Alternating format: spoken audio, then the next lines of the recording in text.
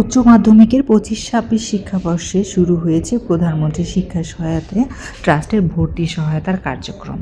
আপনাদেরকে এখানে দেখাচ্ছি ভর্তি সহায়তার আবেদন গ্রহণের জন্য যে নোটিশ প্রদান করা হয়েছে সেই নোটিশটিতে, আর নোটিশটির নিচে আছে ভর্তি সহায়তার সংক্রান্ত যে নির্দেশিকা, সেই নির্দেশিকাটি অবশ্যই ভর্তি সহায়তার আবেদন করার আগে আপনি ভর্তি সহায়তার নির্দেশিকাটাই পড়ে নেবেন। আপনি যদি আবেদনের যোগ্য হয়ে থাকেন তাহলে অবশ্যই আবেদন করতে পারবেন। আর যদি এইখানে নির্দেশিকার ভিতরে আপনি ক্যাটাগরিতে না পড়েন তাহলে আপনার আবেদন করার দরকার নেই, কারণ নির্দেশিকার বাইরে কেউ যদি আবেদন করে তাহলে কিন্তু সে আবেদনের জন্য সিলেক্টেড হবে না, আর কি সে ভর্তি সহায়তাটা পাবে না। তো অযথায় আবেদন করার দরকার নেই। আমি এখন আপনাদের নিয়ে যাচ্ছি প্রধানমন্ত্রী শিক্ষা সহায়তা ট্রাস্টের ওয়েবসাইটের প্রথম পেজে। এখানে দেখতে পাচ্ছেন ই সেবা যে একটা আছে সবুজ কালারের, ওখানে ভর্তি সহায়তার সেবা বক্সে ক্লিক করলাম। ক্লিক করার পরে এরকম একটা পেজ আসবে, কিংবা আপনি গুগল থেকেও করতে পারবেন ভর্তি সহায়তা লিখে। তারপরে এরকম পেজ আসার পরে এখানে আসছে যে দেখেন লেখা আছে সুপারিশ ফর্ম। এই ফর্মটা আপনি প্রিন্ট করে নেবেন, আর কি ডাউনলোড দিয়ে প্রিন্ট করে আপনার ওখানে পূরণ করে আপনার ক্যাটাগরি অনুযায়ী পূরণ করে এটা শিক্ষা প্রতিষ্ঠানের প্রধান দিয়ে স্বাক্ষর করে রাখতে হবে। আর এই পাশে দেখা যাচ্ছে রেজিস্ট্রেশন করুন। তো প্রথমে আপনাকে রেজিস্ট্রেশন করতে হবে, ভর্তি সহায়তায় আবেদনের জন্য রেজিস্ট্রেশনটা প্রথমেই করে নিতে হবে। রেজিস্ট্রেশন করতে হলে প্রথমে আবেদনকারীর নামটা লিখে দিচ্ছি এখানে। আবেদনকারীর নাম লেখা হয়ে গেলে ওই পাশে আছে অভিভাবকের নাম। এখন অভিভাবকের নাম লিখব। তো একে একে যে রেড মার্কস করা আছে স্টার মার্ক, সেই রেড স্টার মার্কসগুলো সবই কিন্তু পূরণ করতে হবে, না হলে কিন্তু আপনার রেজিস্ট্রেশন কমপ্লিট হবে না। তো এখন আবেদনকারীর নাম হয়ে গেল, অভিভাবকের নাম। এইবার আছে আপনার জন্ম নিবন্ধন নম্বর। শিক্ষার্থীর যে জন্ম নিবন্ধন নম্বরটি আছে তার কাগজে, সেইটাই কিন্তু লিখতে হবে। তো জন্ম নিবন্ধন লেখা হয়ে গেছে। এইবার যাব জন্ম নিবন্ধনে যে আপনার জন্মের যে তারিখটা, সেই তারিখটা কিন্তু এখানে দিতে হবে, সাল এবং তারিখটা সেই অনুযায়ী। এখন আমি পূরণ করে ফেললাম। এরপরে দিব শিক্ষার্থীর জেন্ডারটা, শিক্ষার্থীর ছেলে কি মেয়ে সেইটা এখানে ডান পাশে যে জেন্ডার এইখানে ক্লিক করব। তো আমি পূরণ করে ফেললাম। এরপরে শিক্ষার্থীর ঠিকানা, শিক্ষার্থীর ঠিকানা বলতে স্থায়ী ঠিকানা আছে এখানে। স্থায়ী ঠিকানা আপনি প্রথমেই বিভাগ, জেলা, উপজেলা এরকম ক্যাটাগরি আছে, সব ক্যাটাগরিকেই আপনার পূরণ করে ফেলতে হবে। আমিও এখানে পূরণ করে ফেলছি, শিক্ষার্থীর জন্ম নিবন্ধন অনুযায়ী আমি পূরণ করে ফেললাম। এরপরে দেব মোবাইল নম্বর। যে মোবাইলটি আপনার হাতে আছে সেই মোবাইল নম্বরটি অবশ্যই দিবেন। তারপরে আপনি দেবেন পাসওয়ার্ড, কারণ আপনার মোবাইলে এখন একটা ওটিপি যাবে। তো আমি আই এম নট রোবট দিয়ে দিলাম। এখন ওটিপিটা যাবে, ওটিপি যাওয়ার জন্য কিছুক্ষণ অপেক্ষা করতে হবে আমাকে। তো মোবাইলটা আমি হাতে নিয়েছি। এখন ওটিপি আসলেই আমার পরবর্তীতে যে বক্সটা আসবে ওই বক্সে ওটিপি দেওয়ার জন্য আমাকে একটা কোড নাম্বার লেখা একটা বক্স থাকবে, ওই কোড নাম্বার লেখা বক্সে আমাকে ওটিপিটা দিতে হবে। তো আমার অলরেডি ওটিপি চলে এসেছে। এখন আমি এই যে এই কোড লেখা এইখানে আমি আমার ওটিপিটা লিখে দিব। লিখে দিলে তারপরে আপনার হচ্ছে এখানে নিচে একটা বক্স আছে দেখেন আমি রোবট নই, তারপরে ওখানে ক্লিক করে জমা দিতে হবে। তো এখন আমার হয়ে গেছে, আমি দিয়ে দিলাম। এখন আমি জমা দিয়ে দিলাম। জমা দিয়ে দেওয়ার পরে দেখেন এখন এইরকম একটা পেজ আসবে। তো আপনার কিন্তু রেজিস্ট্রেশন কমপ্লিট হয়ে গেছে। এখন রেজিস্ট্রেশন করার পর আপনি আবেদন করবেন। তো এইরকম পেজ আসলে ওখানে আপনি যে লগ ইন করবেন, আপনার আইডি পাসওয়ার্ড দিয়ে লগ ইন করে ফেলবেন। করলেই আপনার এরকম নতুন একটা পেজ আসবে। তো এই নতুন একটা পেজে এখানেও আপনার কিছু ক্যাটাগরি আছে, এখানেও পূরণ করতে হবে। উপরে দেখেন ডান দিকে একটা বক্স আছে কম্পিউটারের, আমার যে ডান দিকে বক্সটাতে আবেদন করুন লেখা আছে। আবেদন করুন, এই সবুজ কালারের এটা আবেদন করুনে ক্লিক করলে এইরকম একটা বক্স আসবে। এই বক্সের উপর আপনি লেখা দেখবেন কোন কোন কাগজপত্র চাচ্ছে। তো আপনার সেই অনুযায়ী কাগজপত্রগুলো কিন্তু দিতে হবে। তো এখানে আমি প্রথমেই দিব ছবি। তো ছবির কিন্তু সাইজ আছে, ছবি দিতে হবে 300 বাই 300 পিক্সেলের ছবি দিবেন আপনারা। আর এখানে ছবি দেওয়ার পরে আমি ছবিটাকে রিসাইজ করে নিচ্ছি আর কি। 300x300 পিক্সেল করতে হবে, তো আমি করে নিলাম, নিয়ে ছবিটা অ্যাটাচ করে দিলাম। এরকম করে সবগুলো ডকুমেন্ট আমার দিতে হবে। তো এখানে কিন্তু আপনি কম্পিউটার ডকুমেন্টগুলো আগে নিয়ে নেবেন কিংবা মোবাইলে দিয়ে নিয়ে নেবেন। তারপর আপনার স্বাক্ষর দিতে হবে, শিক্ষার্থীর স্বাক্ষর। এটা হলো 100/80, হ্যাঁ 100x80, এটা এই সাইজ করে নেবেন। সব কিন্তু জেপিজি হইতে হবে আপনাকে অবশ্যই। তারপরে দিতে হবে স্বাক্ষরের পরে আপনাকে দিতে হবে জন্ম নিবন্ধনটা। তো জন্ম নিবন্ধনটাও দিয়ে দিবেন। এরকম যতগুলো এখানে কাগজপত্র চেয়েছে সবগুলো আপনি একে একে দিয়ে দিবেন। তারপর ওই লাল বাটনে ক্লিক করে ফেলবেন, তারপর আপনার সাকসেসফুল হয়ে গেলেন। কিন্তু এগুলো সব দেওয়া হয়ে গেল। তারপর আপনার আসবে এইরকম একটা পেজ আসবে। এই পেজটাতে আসার পরে আপনাকে এখন একে একে সব পূরণ করতে হবে। এখানেও রেড স্টার মার্ক আছে যেগুলো, সেগুলো কিন্তু অবশ্যই পূরণ করতে হবে। তারপর প্রথমে আপনি এখানে এই যে শিক্ষার্থীর অভিভাবকের নাম, শিক্ষার্থীর নাম তো আপনি আগেই লিখে ফেলেছিলেন যখন রেজিস্ট্রেশন করা হয়। তো এখন শিক্ষার্থীর অভিভাবকের নাম লিখতে হবে বাংলায়, মানে যেরকম লেখা আছে ওরকম একে একে সব পূরণ করতে হবে। কিন্তু এনআইডি, তারপর মাতার নাম বাংলাতে লিখতে হবে। আর এনআইডি যদি আপনার থাকে ইচ্ছা করলে দিতে পারবেন, না ইচ্ছা করলে নাই, কারণ ওখানে রেজিস্টার মার্ক নাই। তো আমি এখানে দিয়ে দিলাম। তারপরে এখানে শিক্ষা পিতামাতা বর্তমান থাকলে, তারপরেও যদি কোনো অভিভাবক থাকে তো সেই অভিভাবকের নামটাও আপনি লিখতে পারবেন। তো এখানে আমি দিলাম না, এটা ব্যবহার করার আমার দরকার নাই। শিক্ষার্থীর মোবাইল নম্বর, যেই মোবাইল নম্বরটি আপনি ব্যবহার করেছিলেন ওটিপিতে, ওটাও দিতে পারেন, কিংবা শিক্ষার্থীর যদি কোনো মোবাইল নম্বর থাকে অন্য মোবাইল নম্বরও দিতে পারেন। তো দিয়ে দিলাম ওখানে। তারপরে শিক্ষার্থীর জন্ম তারিখ আপনি যে ওইখানে রেজিস্ট্রেশনের সময় ব্যবহার করেছিলেন ওই জন্ম তারিখটাও দিয়ে দিবেন। আচ্ছা, এখন বর্তমান ঠিকানা, বর্তমান ঠিকানাতে আপনি বর্তমান ঠিকানা আপনার যা, মানে শিক্ষার্থীর যে বর্তমান ঠিকানাটা সেটাই ওইরকম বিভাগ, জেলা, উপজেলা, গ্রাম, ইউনিয়ন এরকম যেরকম চেয়েছে সেই রকম আপনি পূরণ করে দিতে হবে। তারপরে বর্তমান ঠিকানা শেষ হয়ে যাওয়ার পরে নিচে স্ক্রল করে আসতে হবে, সেইখানে আছে স্থায়ী ঠিকানা।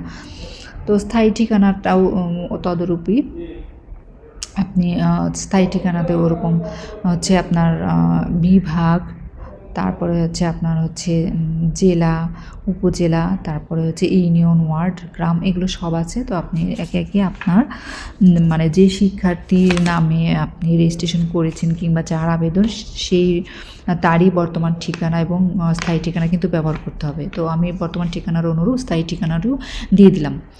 দিয়ে দেওয়া হয়ে গেল। সব কিন্তু আপনি দেখে নেবেন, কোনো একটা যদি রেড স্টার মার্ক বাদ থাকে তাহলে কিন্তু সাবমিট নিবে না এবং মুছে যাবে, পুনরায় আপনাকে আবার কষ্ট করে লিখতে হবে।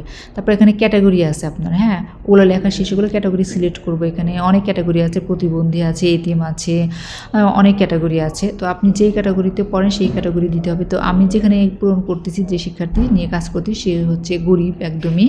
তো সে হচ্ছে এখানে দরিদ্র, হতদরিদ্র যে ক্যাটাগরিটা আছে আমি ওই ক্যাটাগরিতে সিলেক্ট করে দিলাম শিক্ষার্থীর। সিলেক্ট করা হয়ে গেল। এখন শিক্ষার্থীর অভিভাবক আর্থিক অবস্থা সংক্রান্ত আপনার একটা বক্স আসবে, সেই বক্সের অনুকূলে যেগুলো পূরণ করার আছে সেগুলো পূরণ করতে হবে। এখানে যেগুলো রেড স্টার মার্ক আছে সেগুলো কিন্তু অবশ্যই পূরণ করতে হবে। শিক্ষার্থীর হচ্ছে আপনার এর নাম, অভিভাবকের নাম বাংলায় চেয়েছে, অভিভাবকের নাম আপনি বাংলায় দিয়ে দিবেন। আমি এখানে দিয়ে দিলাম অভিভাবকের নাম বাংলায়। তারপরে হচ্ছে আবেদনকারী শিক্ষার্থীর পরিবারের কয়জন সদস্য পড়াশোনা করেন, এখানে 2 জন সদস্য পড়াশোনা করেন। আর এখানে লিখছে মোট কয়জন সদস্য, এখানে আমি দিয়ে দিলাম মোট 5 জন সদস্য। আর বাবা কি করেন আমি দিয়েছি দিনমজুর। আর পরিবারের উপার্জনক্ষম ব্যক্তি একজনই বাবা। আর শিক্ষার্থীর অভিভাবকের বার্ষিক আয় 70,000 টাকা। যেহেতু আমি এখানে কম্পিউটারে কাজ করেছি আমি ওইভাবে আসলে ভিডিওটা করতে পারিনি, দূর থেকে দেখা যাচ্ছে না। তো আমার কথাগুলো অবশ্যই আপনারা খেয়াল করে শুনবেন। এখন হচ্ছে দিচ্ছে শিক্ষা প্রতিষ্ঠানের তথ্য, মানে যে বর্তমানে শিক্ষার্থী যে শিক্ষা প্রতিষ্ঠানে পড়াশোনা করেন সেই শিক্ষা প্রতিষ্ঠানের তথ্যটা কিন্তু এখানে জরুরি। মানে সেই শিক্ষা প্রতিষ্ঠানটি কোন বিভাগে কোন জেলায় অবস্থিত সব আপনি আস্তে আস্তে এখানে দিয়ে দিবেন। হ্যাঁ, শিক্ষা প্রতিষ্ঠানের নাম সব কিছুই কিন্তু একে একে চলে আসবে। শিক্ষাবর্ষ এই যে আমি দিয়ে দিচ্ছি, শিক্ষাবর্ষ, শিক্ষা প্রতিষ্ঠানের নাম সব। আর যদি আপনার শিক্ষা প্রতিষ্ঠানের নাম এখানে খুঁজে না পান তাহলে অবশ্যই আপনি হেল্পলাইনে কল দিবেন, তারা আপনাকে আপনার শিক্ষা প্রতিষ্ঠানের নাম এখানে ইনক্লুড করে দিবে। আশা করি সব শিক্ষা প্রতিষ্ঠানের নামই আছে, কিন্তু হয় না এরকম নতুন শিক্ষা প্রতিষ্ঠান থাকে তার নাম না থাকলে তারা ইনক্লুড করে দিবে, এটা কোনো সমস্যা না। তো আমি একে এখানে সব পূরণ করে ফেললাম। তো আপনার সে জিপিএ কত পেয়েছে এগুলো কিন্তু সব দিতে হবে। হ্যাঁ, এইখানে তারপর ওটা পূরণ করার পরে চলে আসবে পূর্ববর্তী শ্রেণীর পরীক্ষা সম্পর্কিত তথ্য। তো এইখানে হচ্ছে আপনি যে মানে শিক্ষার্থী তো 25-26 শিক্ষাবর্ষের, হ্যাঁ, উচ্চ মাধ্যমিকে তো ম্যাট্রিক পাস করেছে মানে এসএসসি পাস করেছে যে প্রতিষ্ঠান থেকে, সেই প্রতিষ্ঠানের পুরোপুরি তথ্যটা দিতে হবে। সেই প্রতিষ্ঠানটি কোন জেলা, কোন উপজেলা, কোন থানায় অবস্থিত সব দিতে হবে, তার নাম সব ডিটেল দিতে হবে। এবং শিক্ষার্থী জিপিএ 5 আউট অফ 5 কত মার্কস পেয়েছে, মার্কস বলতে কি 4 পেয়েছে না 5 পেয়েছে সেগুলো সব লিখতে হবে এখানে। তো আমার শিক্ষার্থী যেহেতু জিপিএ 5 পেয়েছে তো আমি লিখে দিলাম জিপিএ 5। এখন হচ্ছে আবেদনকারী শিক্ষার্থী, ওটা পূরণ করার পরে আর একটা বক্স আসলো, সেটা হচ্ছে আবেদনকারী শিক্ষার্থীর পিতা মাতা বা শিক্ষার্থী পিতা বা মাতার ব্যাংক হিসাব তথ্য। এই ক্ষেত্রে আপনাকে, আপনি যদি সিলেক্টেড হন তাহলে তো আপনাকে টাকাটা পাঠাইতে হবে, তখন সেই ক্ষেত্রে আপনাকে ব্যাংক অ্যাকাউন্ট নিতে হবে। এখানে কিন্তু মোবাইল ব্যাংকিং অ্যাকাউন্ট যেমন নগদ বিকাশ এগুলো কিন্তু হবে না, আপনার সরাসরি ব্যাংক অ্যাকাউন্ট লাগবে। তো আমি এখানে দিচ্ছি ব্যাংক অ্যাকাউন্ট এর ধরন প্রথমে আপনাকে সিলেক্ট করতে হবে। তো অনলাইন ব্যাংকিং আপনি দিয়ে দিলেন, এখন তো বাংলাদেশের সব ব্যাংকে প্রায় অনলাইন ব্যাংকিং, আচ্ছা দিয়ে দিলাম। দিয়ে দেওয়ার পরে আমার শিক্ষার্থীর হিসাবের ধরন হচ্ছে সঞ্চয়ী হিসাব নং। হ্যাঁ, আপনি চলতি হিসাব নংটা ব্যবহার করা থেকে বিরত থাকবেন। তো এখানে দিলাম হচ্ছে সঞ্চয়ী হিসাব নংটা আমি দিয়ে দিলাম। অ্যাকাউন্টটি কার, যদি নিজের হয় নিজে লিখবেন, বাবা হলে বাবার, মা হলে মা, এইরকম করে ওখানে স্ক্রল করে ওখানে দিয়ে দিবেন আর কি। আপনার এখন কোন ব্যাংক, সেই ব্যাংকের হচ্ছে আপনি নামটা লিখবেন আপনি। তারপর ব্যাংকটি আপনার কোন জেলায়, উপজেলায় বা ব্রাঞ্চের নাম, এগুলো যেভাবে চেয়েছে সেইভাবে লিখতে হবে কিন্তু। হ্যাঁ, তা আমি কিন্তু একে একে সব দিয়ে দিচ্ছি। এই যে ধরেন আমি পাবনা সাথিয়া জেলায়, তো সঞ্চয় ব্যাংক হিসাব নম্বর সোনালী ব্যাংক, তারপরে হচ্ছে কোন নামে ব্যাংক হিসাবধারীর নাম এখানে চেয়েছে ইংরেজিতে। আপনার চেক বইতে যে নামটা আছে, যেইভাবে বানানটা লেখা আছে সেই বানানটা এখানে ব্যবহার করতে হবে। ভুল বানান ব্যবহার করলে কিন্তু সিলেক্ট হওয়ার পরে আপনার টাকাটা আপনার অ্যাকাউন্টে জমা হবে না। তারপরে এখানে অ্যাকাউন্ট নম্বর, আপনার যে অ্যাকাউন্ট নম্বর সেই অ্যাকাউন্ট নম্বরটি ব্যবহার করবেন এখানে। তো আমার যে অ্যাকাউন্ট নম্বর আমি দিলাম না আর কি, ডট ডট ব্যবহার করলাম, আপনার অ্যাকাউন্ট নম্বরটি সঠিকটা ব্যবহার করবেন। তারপরে এইখানে আপনি দিবেন হচ্ছে ব্যাংক অ্যাকাউন্টের যে আপনার যে চেক বইটি আছে, চেক বইটির হচ্ছে ছবিটা কিন্তু দিতে হবে, বুঝতে পারছেন? তো সেইটারও কিন্তু সাইজ আছে একটা, সব কিন্তু জেপিজি হতে হবে, আমি কিন্তু আবার বলে নিলাম। এখানে সাইজ হচ্ছে 650 বাই 650। হ্যাঁ, এটা কিন্তু মনে রাখতে হবে, আর 1 মেগাবাইটের বেশি কিন্তু নিবে না। তো আমি এখানে দিয়ে দিলাম, কিন্তু আমার যেহেতু আমি ছবিটা দিয়ে যেহেতু ব্যবহার করছি, আপনারা এখানে যে কাগজ যেখানে ব্যবহার করা দরকার সেখানে ব্যবহার করবেন।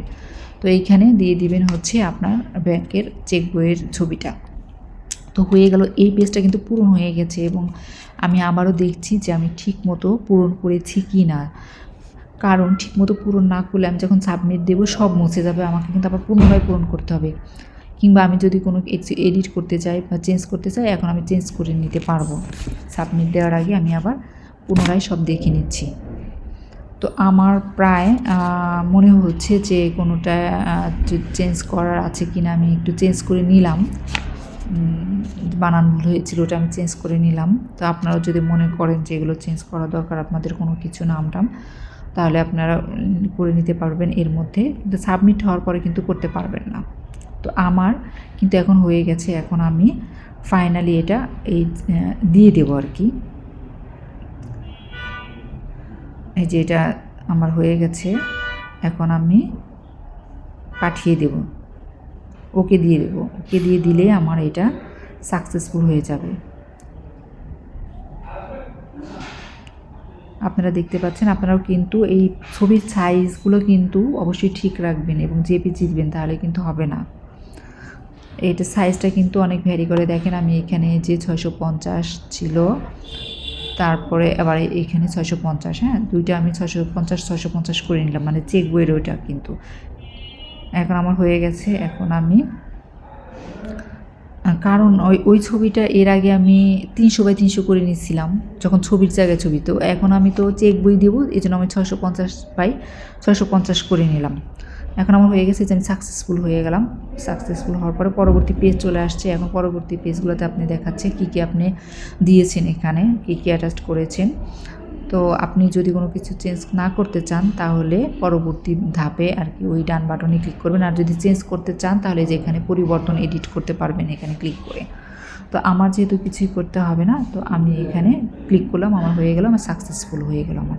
তো সাকসেসফুল হওয়ার পরে কিছু এই যে দেখেন আমার এখানে আরও কিছু চেয়েছে। এখানে এই রিকোয়ারমেন্টগুলো দিতে হবে। শিক্ষার্থীর জাতীয় পরিচয়পত্রের কপি, তারপরে আপনার হচ্ছে এখানে আপনি যদি দরিদ্র হয়ে থাকেন সেই দরিদ্রতার মর্মের কিছু কাগজপত্র লাগে, সেই চেয়ারম্যান থেকে নিয়ে এসে আপনাকে এই কাগজটা কিন্তু এখানে অ্যাটাচ দিতে হবে। হ্যাঁ, চেয়ারম্যান থেকে যা আনবেন, আপনি যে দরিদ্র সেই মর্মে একটা প্রত্যয়ন নিয়ে আসবেন, এনে এইখানে একটা অপশন আছে, এখানে কিন্তু দিয়ে দিতে হবে আপনাকে। তারপর আপনার পূর্ববর্তী বছরের মার্কশিট, মানে আমার এসএসসিতে যে পাশ করেছেন, এগুলো সব কিন্তু একে একে এখানে যেটা চেয়েছি সব কিন্তু আপনাকে দিতে হবে। আমি অবশ্য কমেন্টস বক্সে দিয়ে দেবো আপনাদের কী কী দিতে হবে। তারপরও আপনারা ভিডিওটি অবশ্যই ভালো করে দেখবেন কিন্তু, এবং কথাগুলো মনোযোগ সহকারে শুনবেন।